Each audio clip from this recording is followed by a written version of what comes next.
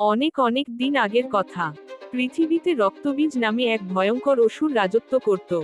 রক্তবীজের এক অদ্ভুত ক্ষমতা ছিল, তার শরীর থেকে এক ফোঁটা রক্ত মাটিতে পড়লে সেই রক্ত থেকে শত শত নতুন রক্তবীজ অসুরের জন্ম নিত।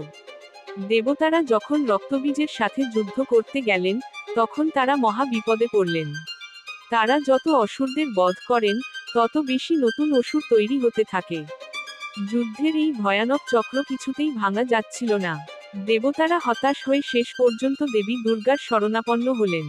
দেবতাগণ মাকে সব জানালেন এবং রক্ষা করার জন্য প্রার্থনা করলেন। সমস্ত কথা শুনে দেবী দুর্গা তখন সেই অসুরকে বধ করার জন্য এক ভয়ঙ্কর এবং রুদ্র রূপ ধারণ করলেন। তিনি হলেন মহাকালী। দেবী কালীর রূপ ছিল ভীষণ। তার কালো শরীর, এলোমেলো চুল, গলায় নরমুন্ডের মালা, হাতে খড়গ আর চোখ দুটো রাগে লাল। মা কালী বিদ্যুৎ গতিতে রক্তবীজের সাথে যুদ্ধ শুরু করলেন। যখনই মা কালী রক্তবীজকে আঘাত করতেন এবং তার শরীর থেকে রক্ত মাটিতে পড়ার উপক্রম হতো, মা কালী সঙ্গে সঙ্গে তার দীর্ঘ জিভ বের করে সেই সব রক্ত মাটিতে পড়ার আগেই পান করে নিতেন। রক্ত মাটিতে পড়তে না পারায় নতুন কোনো রক্তবীজ অসুরের জন্ম নিতে পারল না।